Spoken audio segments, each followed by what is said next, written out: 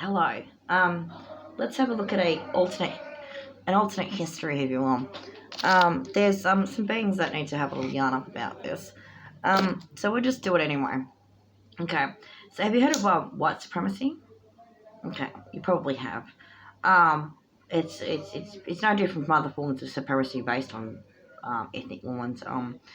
The one group believes that it's supreme to the other group and has a long list of excuses and subtle prejudices that are not typically have been internalized intergenerationally as societies move away from systemic racism towards a more egalitarian focus. So it sort of tapers off over the generations as people gradually start to remove ideas and beliefs that are associated with that supremacist attitude. So straight out case systems and classism based on race towards racial equality. Okay, with the tapering off. So the race-based supremacy is the attitudes or beliefs the prejudices that are contained within that society. Okay, so the system of segregation, for example, or apartheid can be taken away, but the attitudes might still be there. They taper off over time as people gradually come to terms with the idea that wasn't a good idea. B, they didn't really understand how they agreed with it, if they agreed with it at all.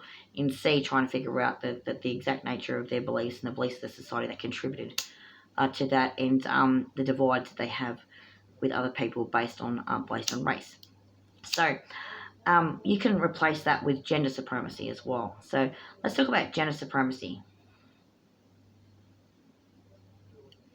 Okay, in gender supremacy, there's an unspoken belief, and this is where that one gender is supreme to the other.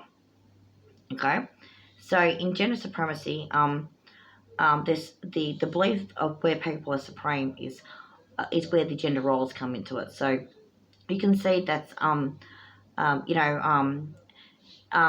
when it came to the enslavement of people in USA, they said there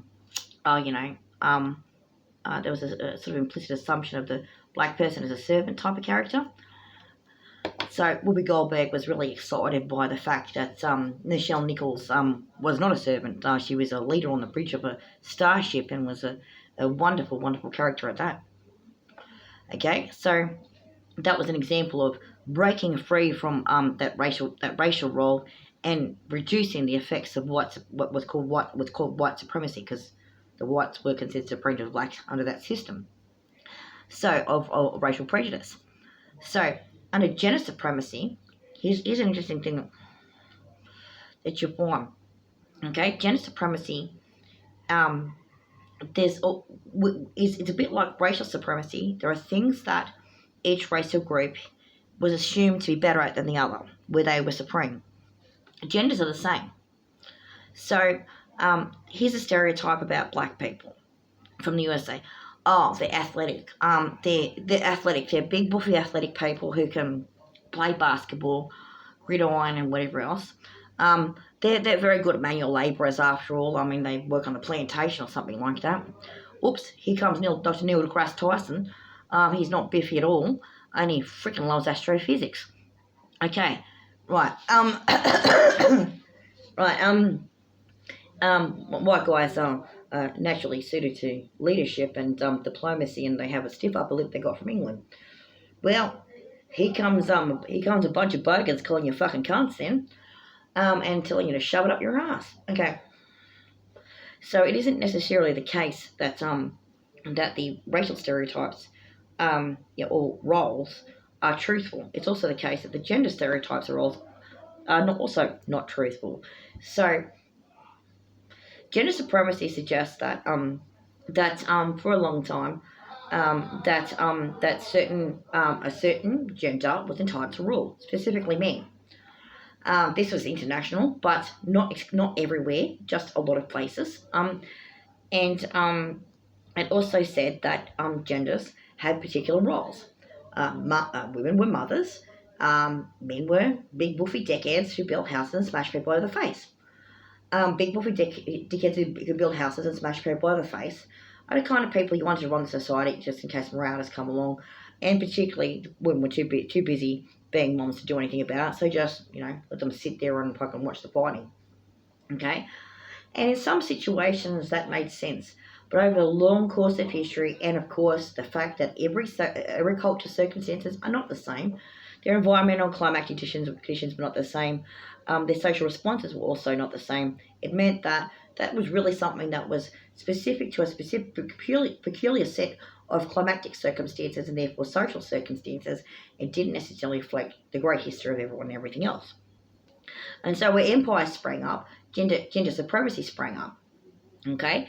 And where gender supremacy sprang up, the invention or reinvention of gender roles also sprang up. So, in truth, there were some communities where there was a men's camp and there was a women's camp. A women's camp, you had a mixture of women. Some were mums and some were buffets.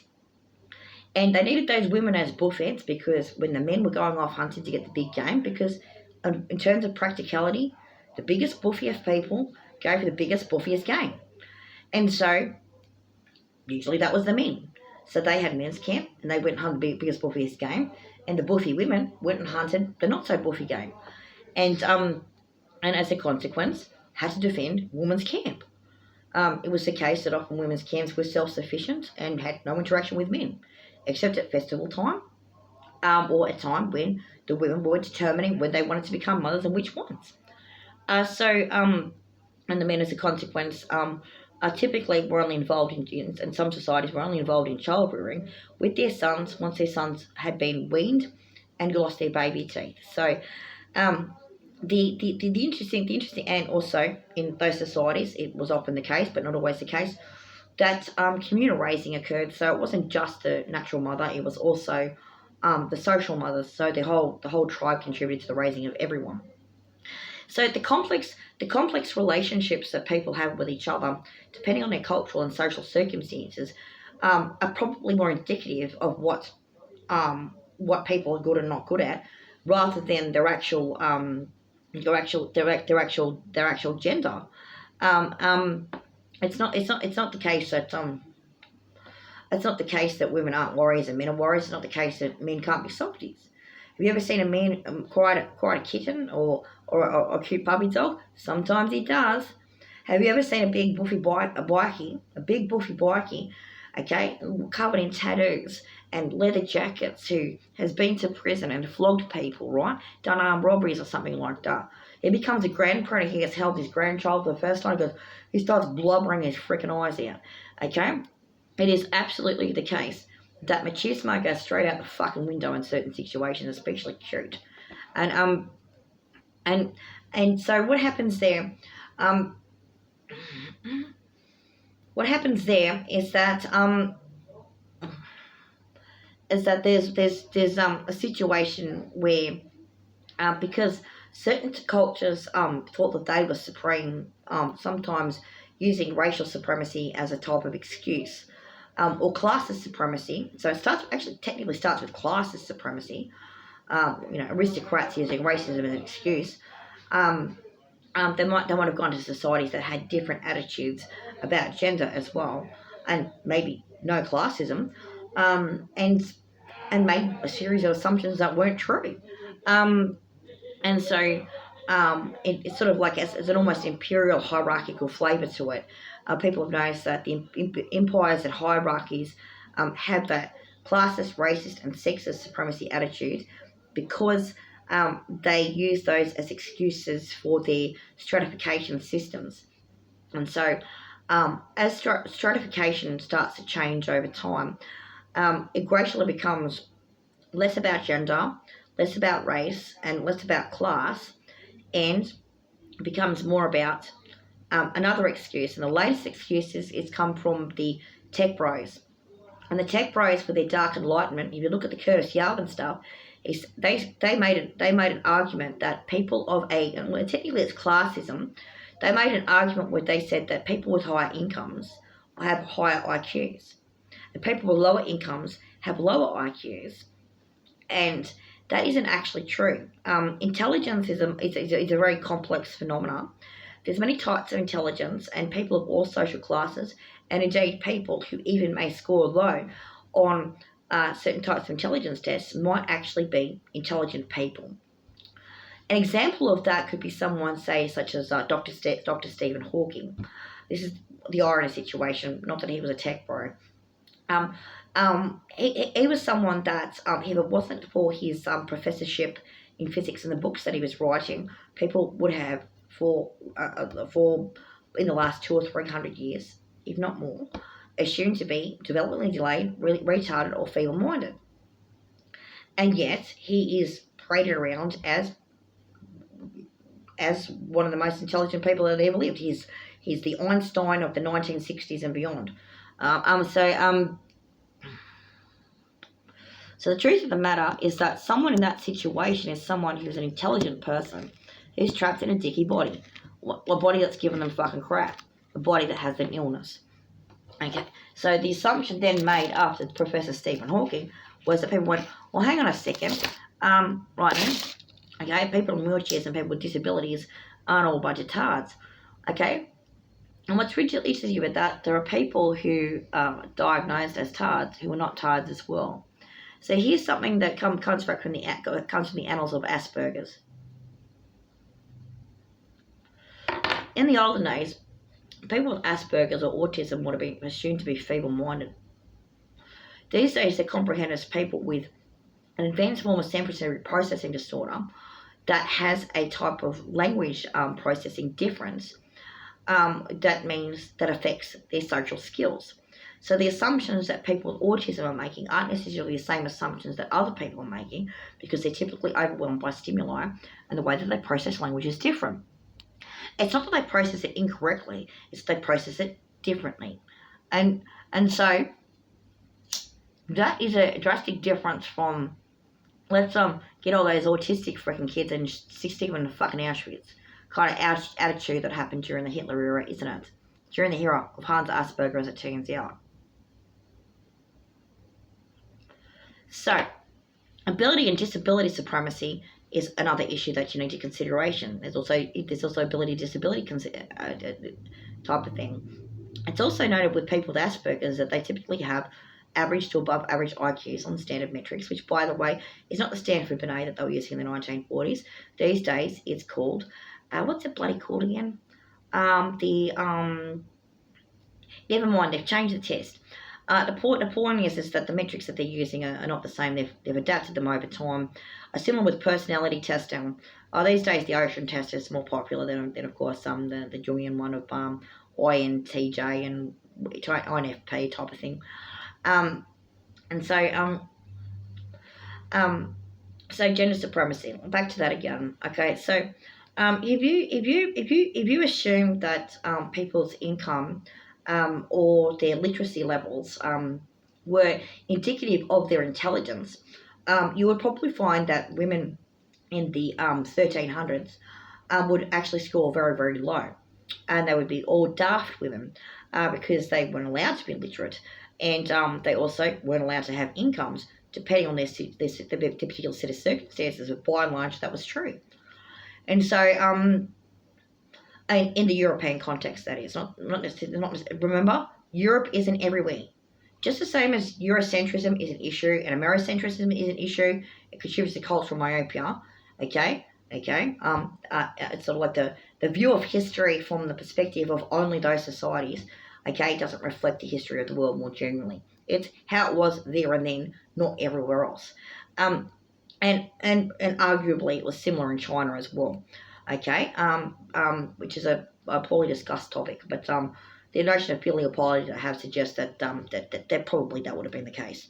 So when you're making assumptions about gender, you might make assumptions like a woman's role is to be vulnerable, to be soft and demure, and to be a helper that looks after other people.